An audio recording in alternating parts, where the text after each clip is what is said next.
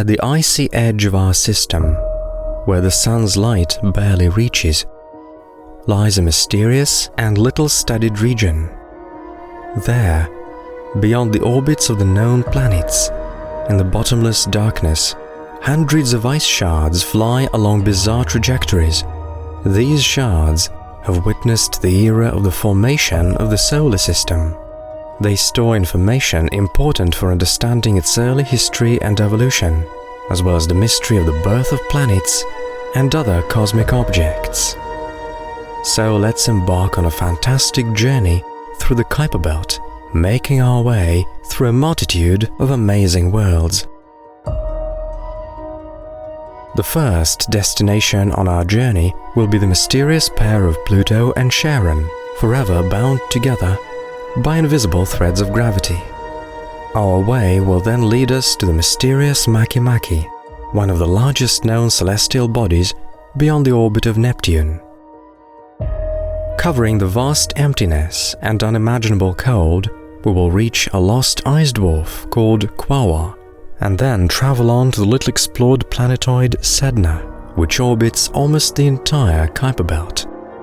As the sun behind us fades into the background of the universe, we will see the icy planetoid Orcus, barely visible in the cosmic abyss.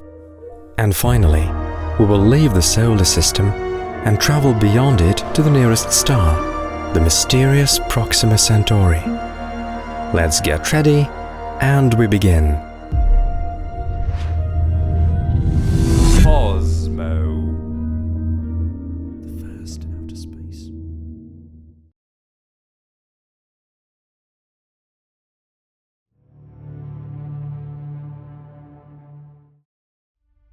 Pluto is about 40 astronomical units away from the Sun, and is a dark and indistinguishable object.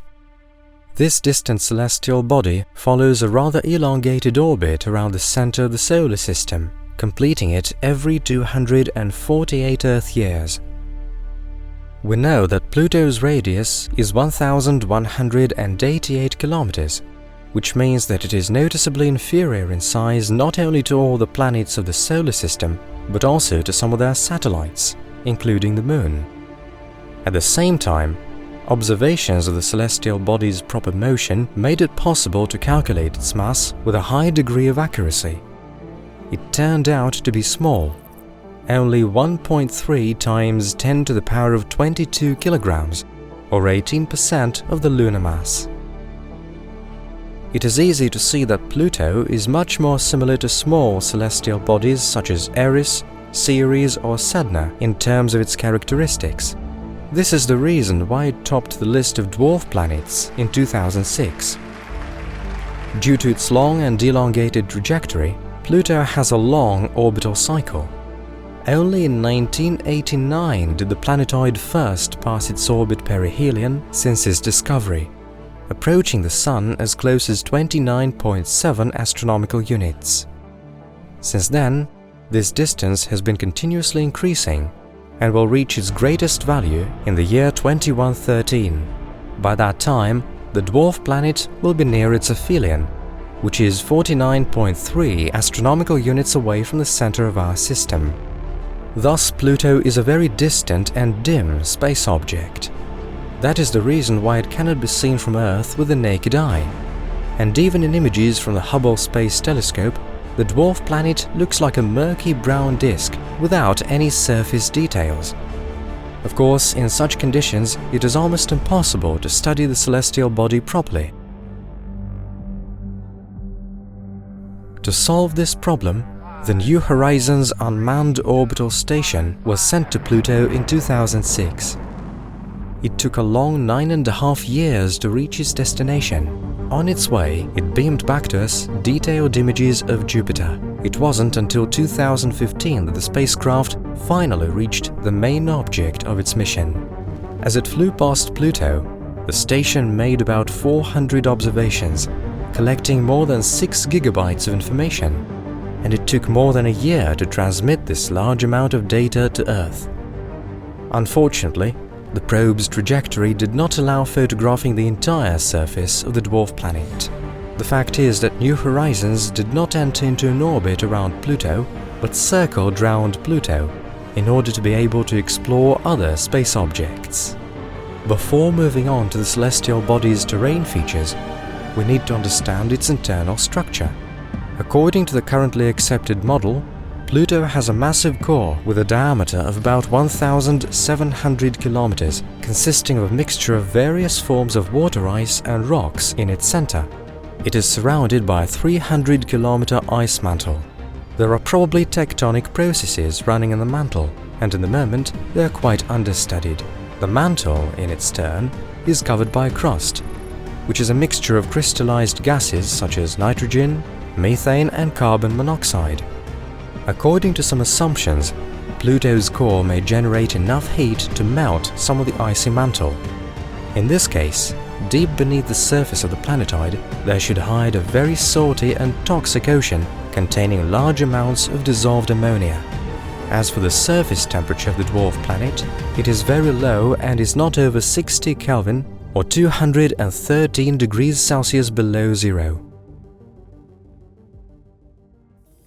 Our journey around Pluto will start at the most outstanding and well-studied feature of its relief, Tombau Regio. This vast area is located in the equatorial zone of the planetoid and is shaped like a heart sketch. This resemblance earned the region its informal nickname, the Heart. Its size reaches 2,300 kilometers, which means that the plane occupies about a quarter of the celestial body's entire area. Tombau Regio's surface is not homogeneous. Thus, there is a smooth and light plain in its western part, known as Sputnik Planitia, whose diameter measures 1,492 kilometers. An elevation map will reveal this region to be a vast lowland area. It is covered with a thick layer of nitrogen ice, as well as carbon monoxide and solid methane. These substances have a light coloring, which makes some parts of the plane reflect up to 90% of the light falling on them. There are also virtually no craters, which means that the region is very young in geological terms. According to the main hypothesis, Sputnik Planitia formed about 100 million years ago, when Pluto experienced a collision with a large celestial body. As a result, a huge impact crater appeared. It was filled with contents of the hypothetical inner ocean of the dwarf planet, which rapidly froze there. Some typical features of the relief of the plane can serve as evidence of this. For example, there are quite a number of smooth surface areas on it, ranging from 20 to 30 kilometers in size, with hills and depressions concentrated on the borders between them. This kind of structure resembles convection cells, which appear in any fluid heated from below. This may serve as an indirect confirmation of the hypothesis of Pluto's warm interior. Tombau Regio is surrounded by comparatively high mountain ridges.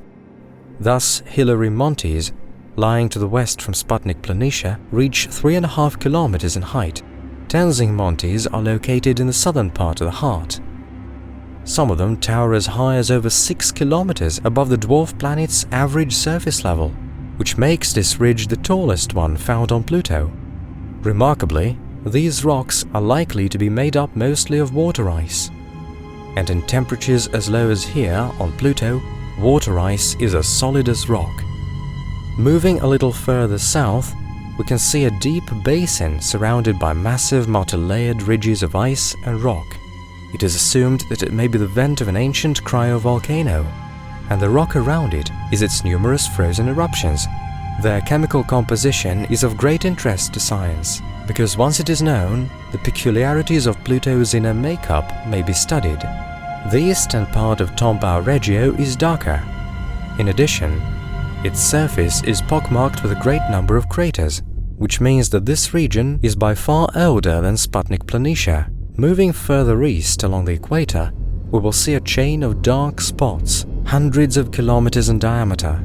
These objects are called maculas and are named after dark deities of various cultures. For example, one of them is named Balrog. Together they form a giant structure called the brass knuckles, encompassing the celestial body along the equator. The maculas are separated by high mountain ranges, and their surface is cut by deep crevices reaching hundreds of kilometers in length. Cthulhu Macula stretches to the west from Tombau Regio. It is the largest dark spot on Pluto, measuring almost 3,000 kilometers. Its surface reflects not more than 30% of the light shed on it, which is a stark contrast with the bright and light Sputnik Planitia close by. There is still no reliable information about what maculas are.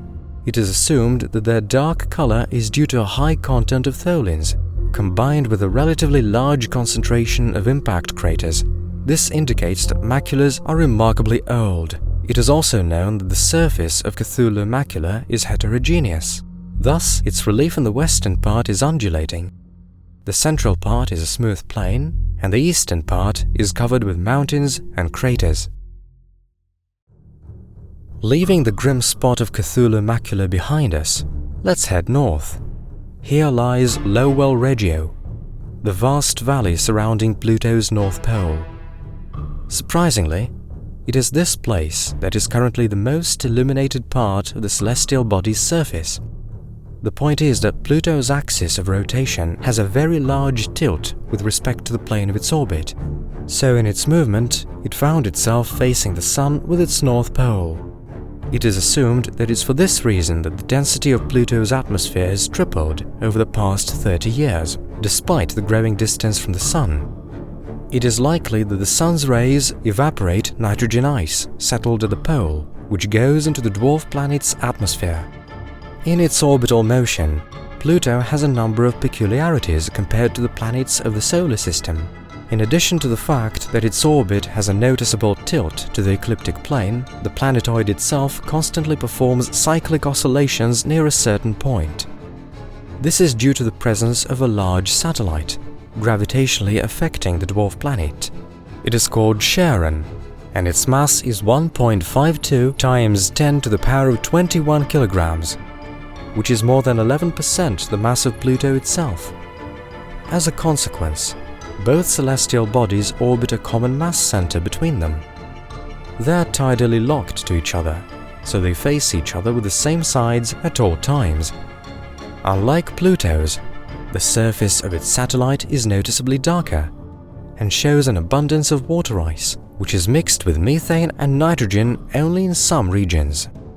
In addition to Charon, there are several other satellites, but all of them are much smaller and irregular in shape. Nix and Hydra, discovered in 2005, measure several tens of kilometers, and Kerberos and Styx, which were discovered later, are not over 16 kilometers in diameter. All of these celestial bodies consist mainly of water ice and were probably captured by Pluto's gravity from the Kuiper Belt.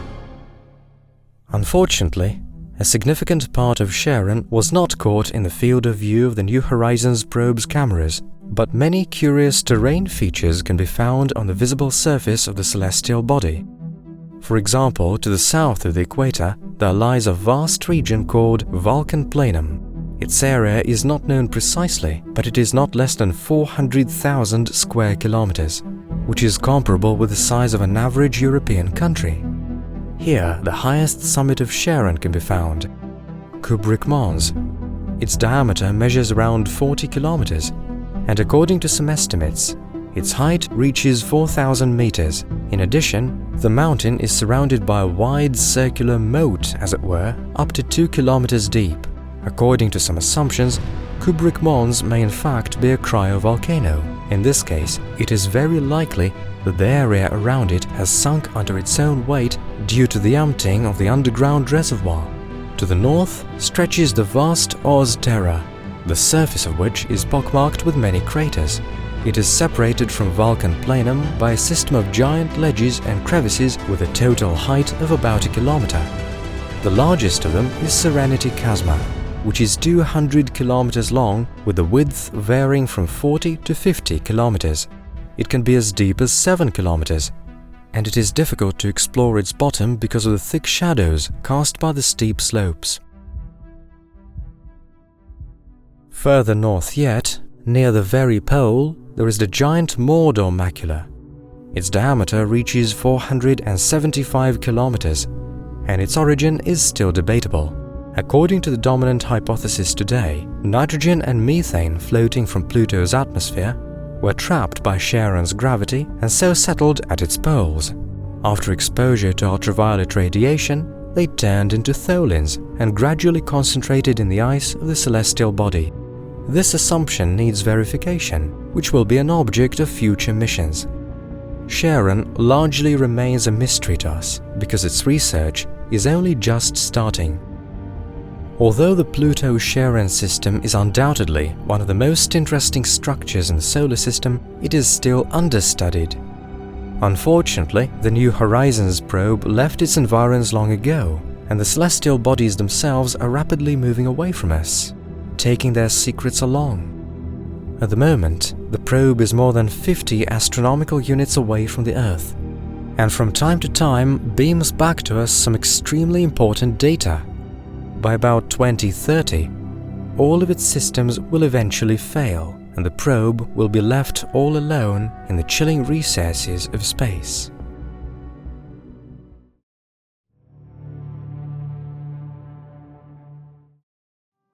It was Pluto that was the first astronomical body discovered beyond Neptune's orbit. It happened over 90 years ago, back in 1930.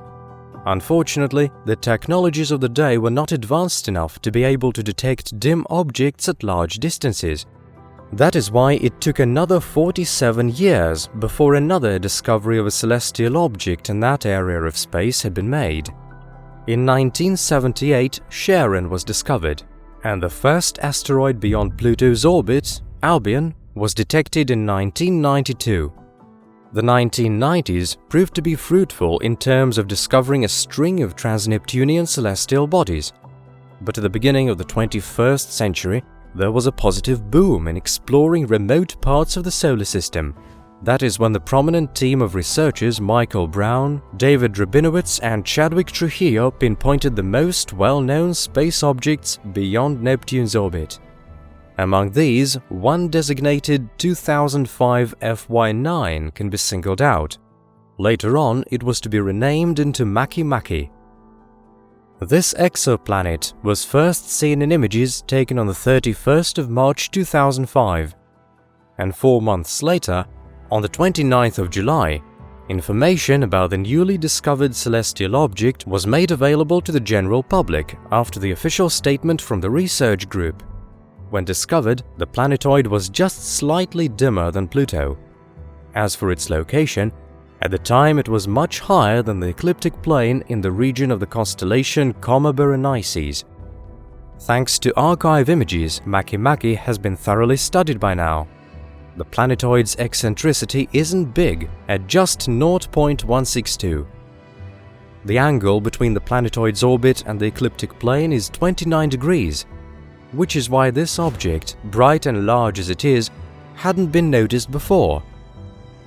When exploring those parts of our system, the first researchers had focused on the ecliptic plane, as they assumed that the chances of discovering new celestial bodies there were higher. At the time, however, the planetoid was located in the upper part of its orbit, which is why the researchers couldn't see it.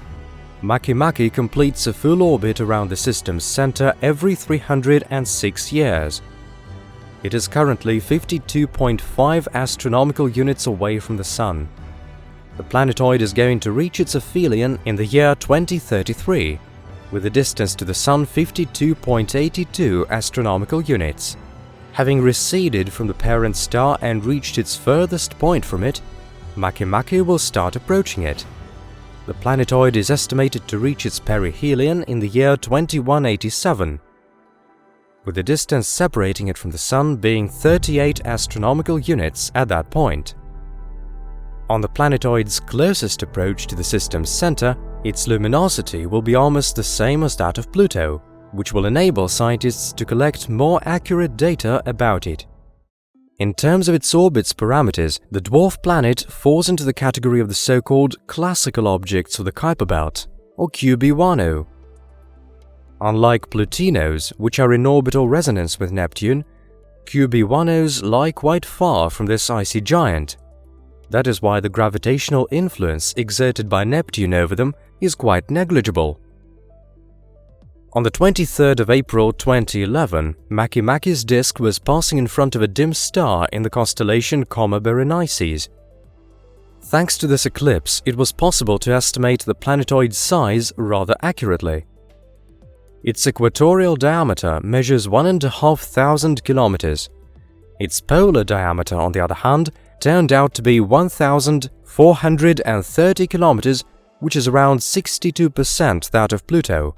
This earns MakeMake the status of the fourth largest trans-Neptunian object, coming after Pluto, Eris and Haumea. However, it may still be beaten by Gong, whose parameters still haven't been estimated with a satisfying degree of accuracy. MakeMake's exact mass still remains to be found out. The planetoid's average density is estimated at approximately 1.7 grams per cubic centimeter, which is slightly lower than that of Pluto. This information allows us to gauge the dwarf planet's mass at roughly 3 times 10 to the power of 21 kilograms. Incidentally, it is 4% that of the Moon. MakeMake's rotation period is around 22.5 hours, which is quite a lot for a dwarf planet. It is known that the planetoid faces the Earth with its equator, although the tilt of its axis with respect to the orbital plane hasn't been estimated yet. MakeMake is admittedly a rather bright object. The average ratio of its actual brightness equals around 0.8. First spectral analyses revealed that the planetoid's surface is not homogeneous.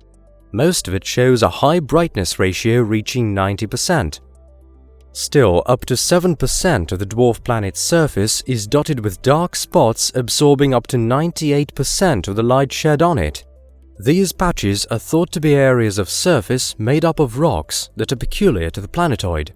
Strangely enough, later observations carried out using the Galileo National Telescope showed MakeMake's surface as rather homogeneous. The dark spots reportedly seen on it may have been errors of observation or reflections of an unknown satellite that happened to be passing over the dwarf planet's surface. That is why further observations are needed to settle the question. Observations and spectral analysis revealed that MakeMake's surface is almost as bright as that of Pluto. It consists for the most part of methane, ethane, and a very small amount of nitrogen. Continuous exposure to powerful ultraviolet rays is thought to have produced tholins, complex hydrocarbon polymers containing nitrogen. It is tholins that give methane snow on the surfaces of trans-Neptunian objects a typical reddish hue. MakeMake's surface temperature is currently estimated at around 29 Kelvin or 244 degrees Celsius below zero. When MakeMake is in its perihelion, the temperature slightly rises to around 34 Kelvin or 239 degrees Celsius below zero. As the melting point of nitrogen and methane is much higher, it is logical to assume that the planetoid must be covered with reddish snow made up of methane mixed with ethane, nitrogen and tholins. Interestingly, observations and estimates show that methane on MakeMake's surface is crystallized and appears as rather large grains around 1 centimeter in size. As for ethane, it looks like grains measuring around 1 millimeter in diameter and filling smaller crevices and holes on the planetoid. It goes without saying that in such low temperatures, MakeMake's atmosphere is bound to be extremely rarefied. The density of gases just above the planetoid's surface is approximately 1 billion times as low as that on our Earth. The eternal ice the surface is encased in cannot melt even on the planetoid's closest approach to the Sun. Besides, most of the solar energy reaching the dwarf planet rebounds back into space on account of the object's high albedo. For a long time, it was thought that MakeMake didn't have any satellites. However, in 2015, a group of American researchers did detect a celestial body orbiting the planetoid. That's when its main parameters were gauged. The object hasn't been given a name yet, and for now is officially catalogued as S2015. Still, the satellite was informally nicknamed MK2. As usual, a quick overview of the basic parameters. To begin with, MK2 is a small and dark celestial body that reflects around 7% of all light shed on it. Its diameter may measure anything from 90 to 200 kilometers, and the radius of its orbit cannot be less than 21,000 kilometers. As for its orbital period, it is around 12 Earth days. The inner makeup of MK2 is thought to be identical to that of MakeMake. However, sun rays would have vaporized the layers of methane snow that used to cover its surface. Besides, with almost no gravitation forces exerted by the satellite to speak of, the gas's molecules would have floated away into space. It is admittedly an extremely slow process that takes billions of years to complete. As MakeMake's rotation period is anomalously long, it gives grounds to assume that there is at least one more large satellite orbiting it, but it still remains to be discovered. MakeMake is currently located almost at the furthest point of its orbit, which makes it difficult to investigate it. However, sending out an interplanetary space probe to explore it is hardly sensible at this point. Estimates show that it will take the spacecraft around 16 years to reach the planetoid, even taking into account a gravity boost maneuver near Jupiter. Just in 150 years, mere seconds in astronomical terms, MakeMake will be closer to us than Pluto. Even though it will take a while, sooner or later, it will certainly reveal its secrets to us.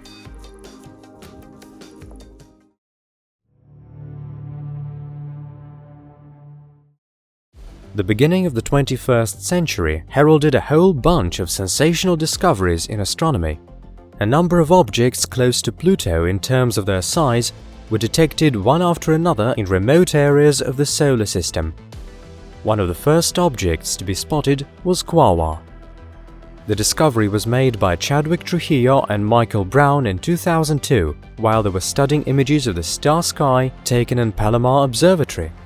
At first, the detected object was thought to be slightly smaller than Pluto, but after double-checking, the planetoid turned out to be much smaller. Still, this celestial body remains one of the top 10 largest bodies in the Kuiper Belt. This area in space looks like a remarkably wide ring encompassing the solar system beyond Neptune's orbit. To give you an idea of its size, here are its basic parameters. Its inner radius measures approximately 30 astronomical units, with its outer radius roughly 55 astronomical units. Apart from a number of small objects, there are several relatively large dwarf planets to be found here: Pluto, Eris, MakeMake and others. Quaoar is one of these too. Now let's talk about it in more detail. This celestial body looks like a flattened ellipsoid. Its equatorial diameter measures about 1,138 kilometers, and the distance between its poles is 1,030 kilometers or so. This makes Quaoar's diameter about twice as small as Pluto's, with Charon just barely beating it in terms of size. Quaoar's mass is estimated at around 1.4 times 10 to the power of 21 kilograms, which makes it around 10 times lighter than Pluto. Quaoar's average density is approximately 2,200 kilograms per cubic meter, which is typical of dwarf planets. The planetoid is thought to be made up of mostly rocks and water vapor, just like other objects in the Kuiper Belt. Estimates show the intensity of radioactive decay in Quaoar's interior to be too low to melt the lower layers of ice. That is why, in all likelihood, there is no subsurface ocean under the ice shell on this planetoid. Now let's see how freezing cold it is on Quaoar. Its average surface temperature is predictably low, at approximately 44 Kelvin, or 229 degrees Celsius below zero. Even at temperatures this low, frozen gases in the vacuum of space gradually vaporize and form a remarkably rarefied atmosphere that is made up mostly of methane. However, the density of the planetoid's atmosphere is at least 100 million times lower than that of the Earth. Quaoar is known to be a rather dark celestial body, reflecting from 10 to 20% of all light shed on it it has a reddish hue, just like many other celestial objects in those areas of space. This color comes from impurities containing tholins, complex polymers originating in frozen methane when it is exposed to ultraviolet rays. Still, it is assumed that Quaoar contains considerably less ice and frozen gases than larger trans-Neptunian objects, mostly on account of its more modest dimensions and a weaker gravity. The freefall acceleration on Quaoar's surface is estimated at a measly 0.29 meters per square second, which is about 33 times slower than on our planet. This means that when hypothetically placed on the planetoid's surface, a human would weigh just 2 or 3 kilos.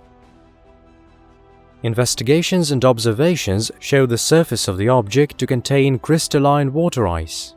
However, the detected modification of ice may form only at temperatures not lower than 110 Kelvin or 163 degrees Celsius below zero, which is at least 66 Kelvin higher than the current average temperature on the planetoid. According to one of the hypotheses as to this discrepancy, the detected ice may have formed in the dwarf planet's interior, where the temperatures are higher on account of radioactive decay of heavy elements.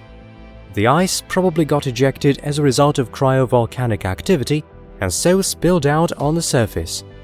Another hypothesis claims the anomalous ice to have appeared on the planetoid as a result of meteorite bombardment. Spectral analyses reveal Quaoar to contain small amounts of solidified methane and ethane, although here their concentration is considerably lower than on the surfaces of other, larger trans-Neptunian objects. By slowly evaporating, frozen hydrocarbons replenish Quaoar's atmosphere, although the planetoid's gravity isn't strong enough to keep the gas molecules close to the surface. Thus, Quaoar is slowly but surely getting stripped of its atmosphere and in billions of years' time will lose it completely. Like most celestial objects, the planetoid rotates on its axis. The rotation period hasn't been gauged exactly yet, but judging by its luminosity, which repeatedly changes following a certain pattern, it is estimated at roughly 18 hours. Quaoar follows an almost circular orbit around the Sun, which takes it slightly less than 289 years to complete. The orbit eccentricity is just 0.04, which is 2.5 times more than that of our Earth and twice as small as that of Mars. It takes sunlight about 5 hours to reach Quaoar's surface. It has been calculated that the planetoid last reached its aphelion in 1932, with the distance to the center of our system approximately 45 astronomical units. Now Quaoar is on its way to its orbit's perihelion, which is estimated to be reached in about 2075. The distance between the planetoid and the Sun will be 42 astronomical units at that point. Its orbit doesn't allow Quaoar to approach Neptune closely enough to experience this planet's gravity pull. Such like space objects are referred to as cubewanos, and Quaoar is a typical representative of this class, alongside Varuna and MakeMake. Quaoar's orbit is tilted to the ecliptic plane at an angle of 8 degrees, and this fact leads scientists to believe it to confirm that Neptune did have some gravitational influence on the dwarf planet a long while ago.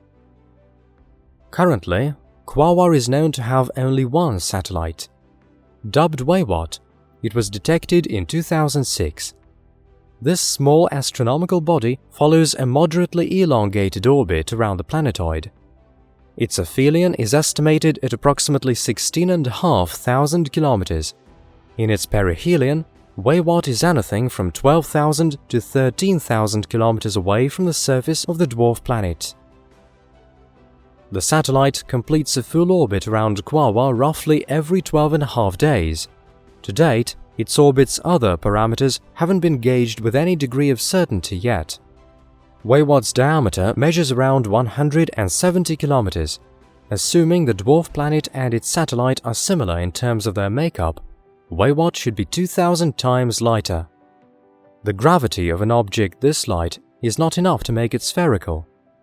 This must be the reason why Quaoar's shape is irregular, just like that of most other asteroids and small astronomical bodies in the solar system. Taking into account the current stage of space technology's development, it is estimated that it would take a space probe slightly over 13.5 years to reach Quaoar. To date, only the New Horizons probe has approached it closest. In 2016, it took a number of images of Quaoar from a distance of 14 astronomical units. It is known that astronomers in the US and China considered an option of sending an automatic space probe to remote objects of the solar system, and Quaoar was on the list of potential objects of interest. Still, so far there were no official announcements and confirmations as to planned scientific missions there. And so, just like countless other worlds out there, Quaoar is still waiting for its pioneers.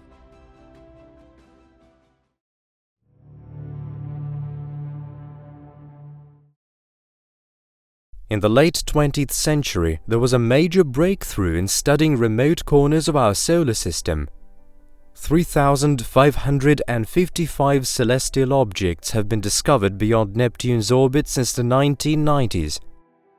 Most of them are not very large bodies, made up of water ice and frozen gases like methane and nitrogen. Trans-Neptunian objects form conventional areas around the Sun, like the Kuiper Belt, the scattered disk, and supposedly the Oort cloud. The Kuiper Belt encompasses the solar system as a large ring at distances from 30 to 55 astronomical units from the center. It resembles the asteroid belt, only it is 20 times as wide and up to 200 times as massive. The Kuiper Belt consists mainly of debris remaining after the formation of the solar system, although it does contain rather large objects as well, like Pluto, Charon, Haumea, MakeMake, and other planetoids. The borders of the scattered disk are more blurred. It consists of objects whose perihelion is over 35 astronomical units and whose orbits are elongated or lie closely to the ecliptic plane. Most of these objects are not very large and are quite gravitationally unstable. Most of the scattered disk's objects' orbits are posited to have been predefined by Neptune, with the latter having expelled them from the inner layers of the solar system, acting as some kind of a gravitational cannon. The largest space object in this area in space is the planetoid Eris. There is one more object worthy of our attention. It's a small planetoid called Sedna. That's what we'll talk about today.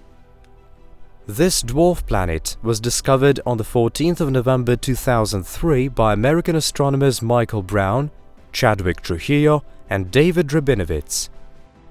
At the time of discovery, it was thought to be the second largest object of the kind, beaten only by Pluto. However, very soon it found itself in the 5th place among all known trans-Neptunian objects, coming after Eris, Haumea, and MakeMake. As revealed by calculations of Sedna's orbit around the Sun, its trajectory is extremely elongated. Its perihelion is 76 astronomical units, which is 2.5 times the radius of Neptune's average orbit. Sedna's aphelion is 942 astronomical units away from the Sun. Thus, the planetoid must be one of the remotest and apparently the coldest objects in our system detected so far. That is actually what has earned it its name. One of its discoverers, Michael Brown, has dubbed it after an Inuit goddess of sea animals. Sedna completes a full orbit around the center of the solar system within approximately 11,500 years. When discovered, it was 89.6 astronomical units away from the Sun. This is approximately twice the distance to Pluto. Sedna is now on its way to meet the Sun. It is expected to reach its perihelion around the year 2076. However, the Sun will not be visible as a disk from the dwarf planet's surface even from the closest point of its orbit. When watched from Sedna, our Sun will look like a very bright star, with a luminosity much higher than that of the Moon in our sky. Sedna's diameter is about 1,000 kilometers. It is only 40% that of Pluto and slightly smaller than Charon. Unfortunately, there are no moons around Sedna. That is why it is hardly possible to gauge its mass with a high degree of accuracy. As it is, it is estimated at 1 to 10% that of our Moon. In plain exact numbers, it could be anything from 8.3 times 10 to the power of 20 kilograms to 7 times 10 to the power of 21 kilograms. Only a special expedition to the dwarf planet's environs would yield much more precise data. Sedna's rotation period is about 10 hours, with the rotation axis tilting to the orbital plane at almost 12 degrees. The planetoid's bright red surface reflects around 32% of the light shed on it. Spectral analysis shows that the dwarf planet's outer layers are mostly made up of water ice and frozen gases, methane, ethane and nitrogen. Prolonged ultraviolet radiation treatment of the hydrocarbon sludge on the surface produced tholins, organic polymers containing nitrogen. It is these substances that give the planetoid's surface its bright color. Sedna will be comparatively close to the Sun for about 200 years. In this time, its surface temperature will rise to 35.6 Kelvin, or 237.6 degrees Celsius below zero. This will make some of the gases shrouding the planetoid evaporate, which in its turn will greatly rarefy the atmosphere. However, the most optimistic estimates show that its density will be 70,000 times less than that of the Earth at the very least. When the planetoid hits the escape trajectory from the Sun, its temperature will rather dramatically fall to a few degrees above absolute zero. It is thought that unlike on Triton, Pluto and Eris, there are no methane snow precipitations on Sedna on account of its low temperatures. Even though Sedna was discovered almost 30 years ago, scientists still don't have a unanimous opinion about it. One of the things on which they don't agree with each other is where it belongs, that is, whether it is part of the scattered disk or the Oort cloud. The Oort cloud is a hypothetical area in the solar system lying beyond the scattered disk and stretching for up to 100,000 astronomical units away from the Sun. Its borders are rather blurred. This part of the solar system looks like a spherical cloud made up of a great number of comet nuclei. It is from here that comets with enormous orbital periods of tens of thousands of years take off, as it were. The Hill sphere, or the Sun's gravitational sphere of influence, is considered the cloud's outer boundary. The sphere's radius is about 1 light-year. Sedna's orbit is so elongated that as it travels in the solar system, it traverses the entire area of the scattered disk and approaches the inner boundary of the Oort cloud. Some scientists believe that the object is too far from the main planets in the solar system, and so their gravitational pull is negligible. Besides, Sedna was estimated never to have come close enough to Neptune to have had its orbit in any way affected. These clues lead us to believe that Sedna is much closer to the Oort cloud objects, even though most of its orbit finds itself within the scattered disk. As Sedna is remote and barely studied, there are theories awaiting further confirmation. For example, modeling of the process of radioactive decay suggests the possibility of there being a liquid ocean in the planetoid's interior. Calculations of the trajectories of several trans-Neptunian objects with elongated orbits, including Sedna, give grounds to believing that there is an undiscovered massive object located beyond the boundaries of the Kuiper Belt. Data collection is underway, and its results will either confirm or repudiate these assumptions. Even though Sedna is listed in NASA's program of the Solar System Exploration, no spacecraft is planned to be sent to it in the nearest decades. Perhaps it'll be paid due scientific attention when the distance between the dwarf planet and the Earth is considerably smaller. Sedna may well be a really remote celestial object, but there are some even further than that out there in the solar system. For example, the object 2018 AG37, also known as Far Far Out, was spotted 132 astronomical units away from the Sun. It is the remotest object in the solar system that can be observed directly. Interestingly, while following their orbits, some celestial objects already known to us may recede from the Sun much further. For example, the aphelion of the comet C1992J1, spotted by David Rabinowitz in 1992, is 3,650 astronomical units. This means that it will take 78,000 years to complete a full orbit. There are many comets of this kind with elongated orbits and a mind-boggling orbital period that are still waiting to be discovered. Who knows? One of you might be able to do that at some point.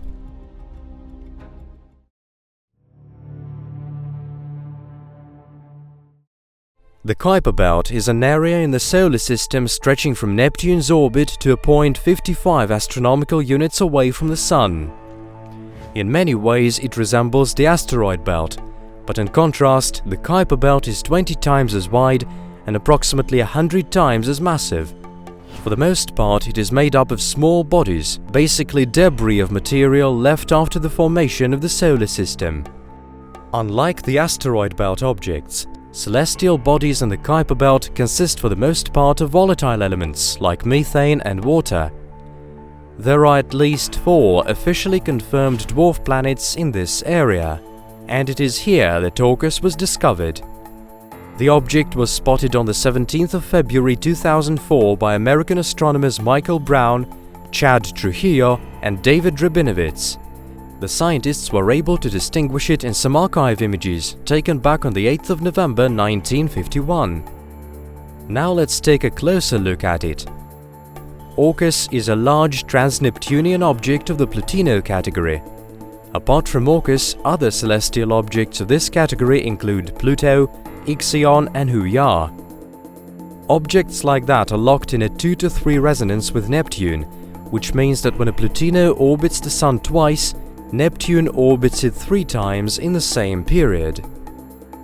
The furthest point from the Sun regularly reached by Orcus is 48 astronomical units, and the closest it ever gets to the Sun is 30 astronomical units.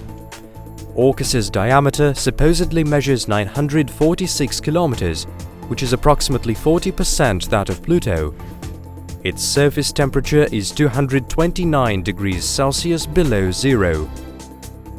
It is largely thanks to Orcus's moon discovered in February 2007 that scientists are able to have clearer ideas about Orcus's properties. The discovery of the moon was Michael Brown's achievement too, and the object was dubbed Vanth. It takes Vanth 9.5 days to complete one full orbit around Orcus. The distance between them is 9,000 kilometers. It is posited that Orcus and Vanth are in synchronous rotation. That is, they face each other at all times with the same sides. Pluto and its satellite Charon are locked in the same manner.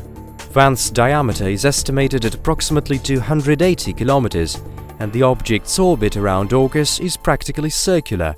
However, these parameters for both Vanth and Orcus are still admittedly not very accurate at this point.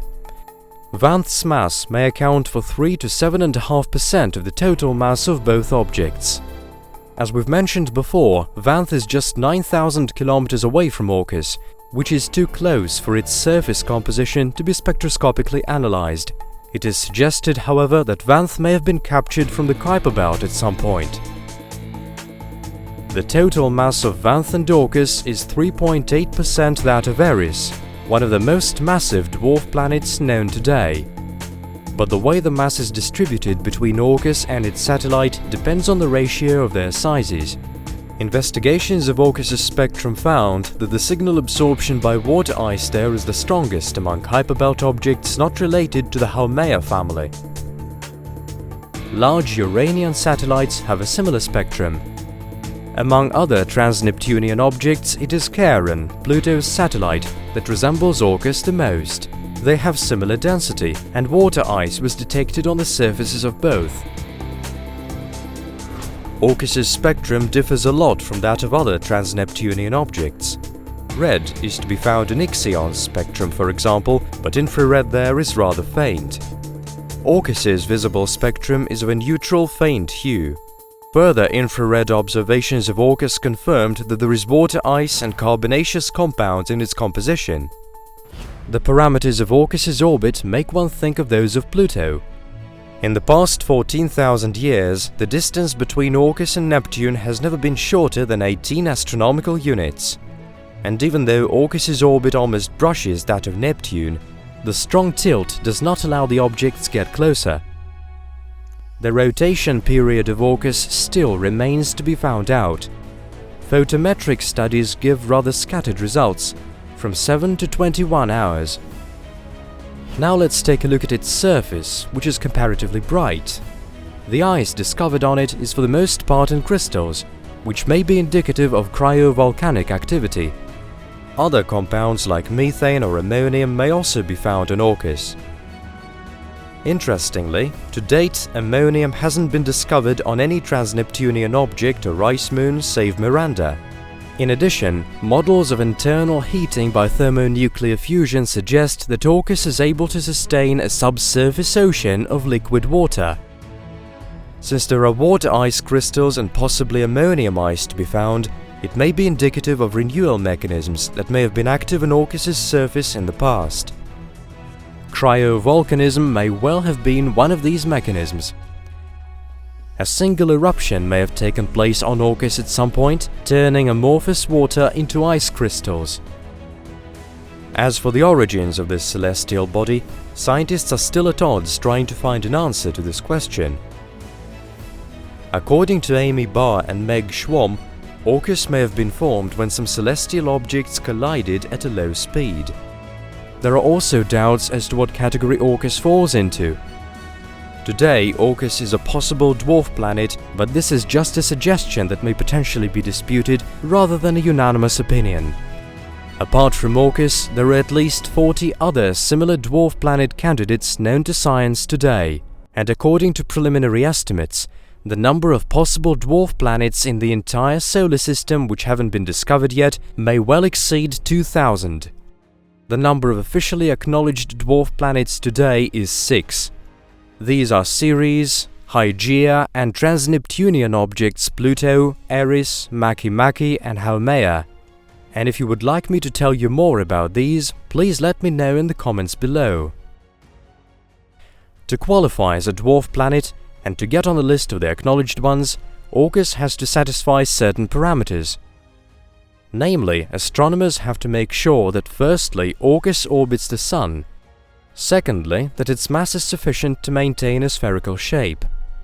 Thirdly, that it is not any planet's satellite, and last but not least, that it is not able to get rid of debris it may come across in its path. At this point, Orcus comes fourth on the list of likely dwarf planets, beaten only by the following celestial objects: Gong-Gong, Quaoar and 2002 MS4. Let's look at them in order. Gong-Gong is one of the largest trans-Neptunian objects, and it was discovered on the 17th of June 2007 by Michael Brown's team. Its diameter supposedly measures 1,535 kilometers. Its mass is 75% bigger than that of Ceres and is only slightly bigger than that of Quaoar. It has a moon called Shangliu in its orbit, which is 15,000 kilometers away from it and whose diameter is 300 kilometers. Quaoar is a trans-Neptunian object too, which may rightfully be called one of the largest in the Kuiper Belt. Just like Gong-Gong, it was also discovered by Michael Brown's team, and it happened the same year that 2002 MS4 was added on the astronomical map.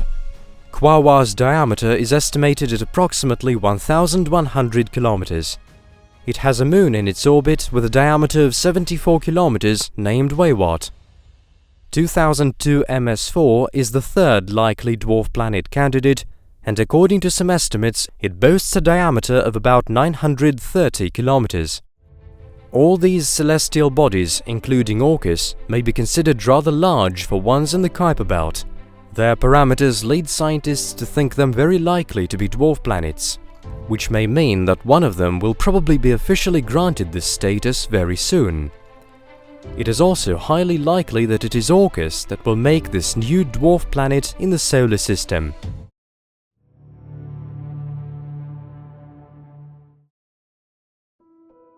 The Earth has been emitting structured radio signals into space for around 100 years now. The radio noise from the Earth reached dozens of other stellar systems long ago, including Arcturus, lying 37 light-years away from us, and Aldebaran, which is roughly 65 light-years away. Besides, our radio signals may be heard on the surfaces of a great number of potentially habitable exoplanets, like Ross 128b or Gliese 667cc. Still, the triple stellar system of Alpha Centauri remains the closest neighbor of the Sun, which automatically makes it the first obvious candidate for the destination of the first ever interstellar flight. Alpha Centauri is known to be a multiple stellar system made up of 3 components. 2 of the larger ones are relatively close to each other. Seen with the naked eye, they appear to be a single source of light. The 2 components follow a slightly elongated orbit around the common mass center, which takes around 80 years to complete. The maximal distance between the stars may reach 35 astronomical units, with the minimal distance reaching 11.2 astronomical units. As for the distance between these objects and the Sun, it is reportedly 4.36 light-years. The most massive, the largest and the brightest component in the system is dubbed Alpha Centauri A. This is a main sequence star with a mass of about 108% that of the Sun. Its radius is reportedly 1.22 times that of our Sun. Even though the surface temperature and the spectral class of Alpha Centauri A are close to those of our star, it emits 1.5 times as much energy. There are no confirmed exoplanets in the environs of this star. However, while the star was being observed in the infrared in 2021, some evidence was found of there being a planet-like object close by. According to preliminary estimates, its mass may be anything from 9 to 35 Earth masses, and its radius may measure 3.3 to 7 times that of our planet. 1.1 astronomical units away from its parent star, the hypothetical celestial body completes a full orbit around it within roughly a year. Additional observations are called for to verify the data, which can be done with the help of either the James Webb Telescope or else Earth-based observatories. The second component of the system is called Alpha Centauri b, or Ptolemy, and it also falls into the class of main sequence stars. However, its mass is 10% less than that of the Sun, and its radius measures only 86% or so that of the Sun. Ptolemy is also slightly cooler than our star. Its surface temperature is reportedly 5,260 Kelvin, or slightly lower than 5,000 degrees Celsius. With these factors combined, the celestial object has an orange hue and its luminosity is on average twice as low as that of our Sun. Incidentally, Alpha Centauri b emits a lot more energy in the X-ray range compared with other objects of its class. Besides, the star is peculiar for its temper, and there are bright flares and ejections to be seen on its surface.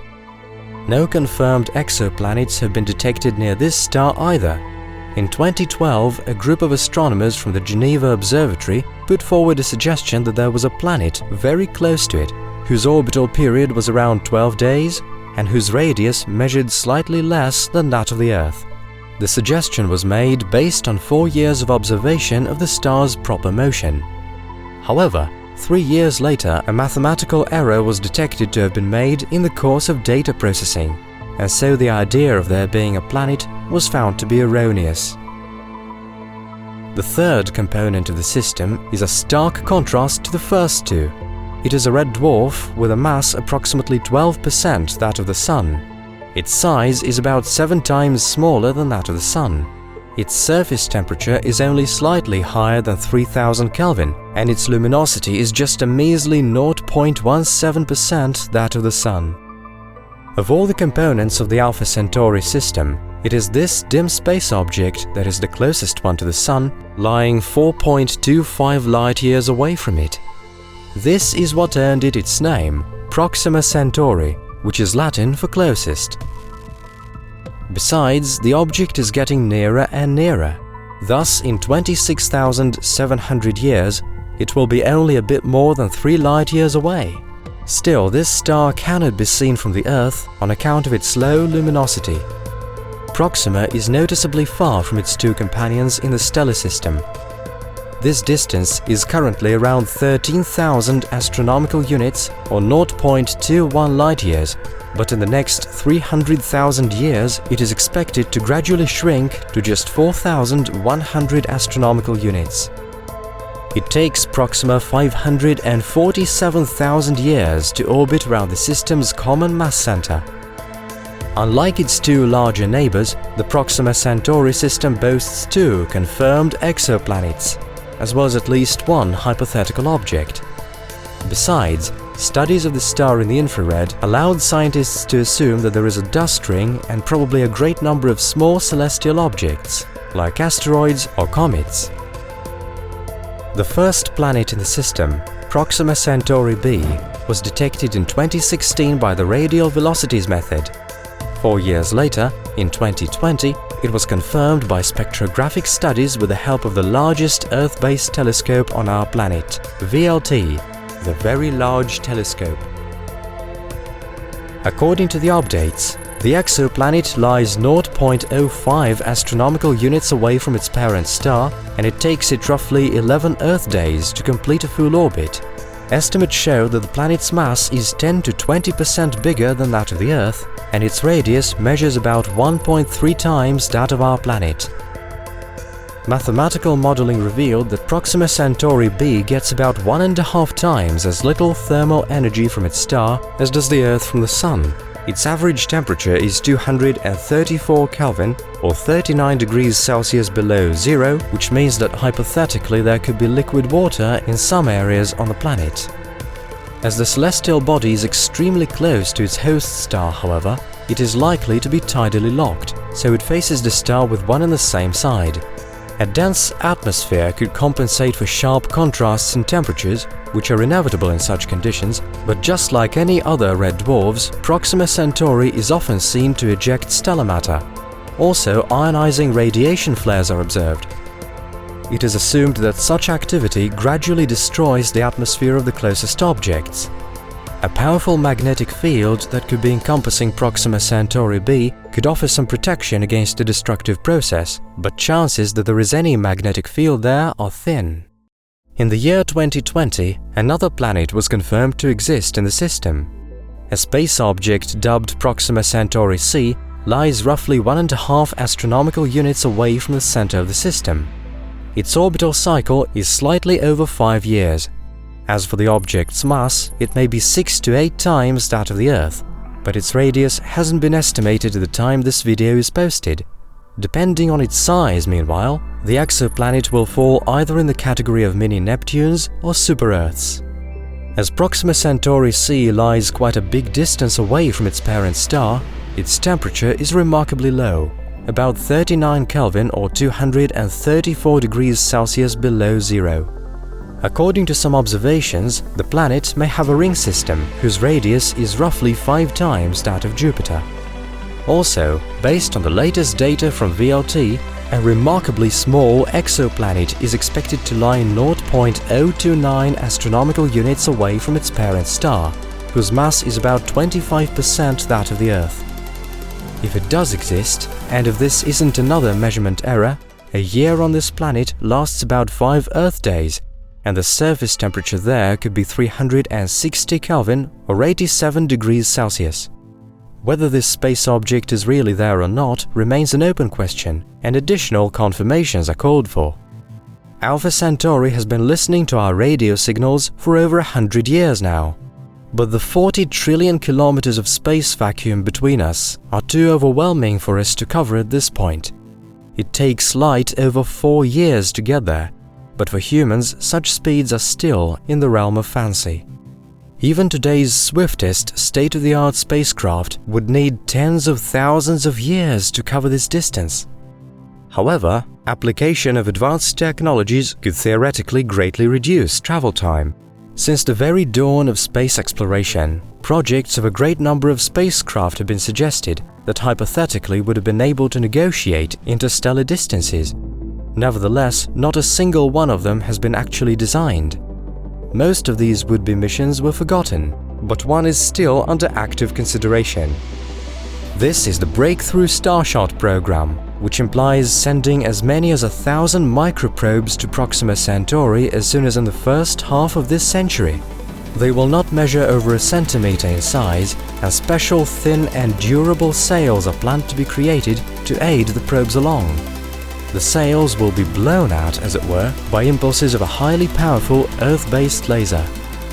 Estimates show that an interstellar probe like that is going to be leaving the solar system at a speed roughly 20% that of the speed of light, with the overall travel time around 20 years. After that, it will take another 5 years or so for the data collected by the mission to reach the Earth. Beyond the visible part of our system lies a realm of cosmic darkness and eternal cold. And this is not just an icy dark abyss, but a silent testimony to the beginning of time that holds the secrets of the formation of the solar system. By studying it, we'll learn a lot about the universe and our own planet, striving to quench the eternal thirst for knowledge that drives mankind forward to the stars. And let's keep in touch.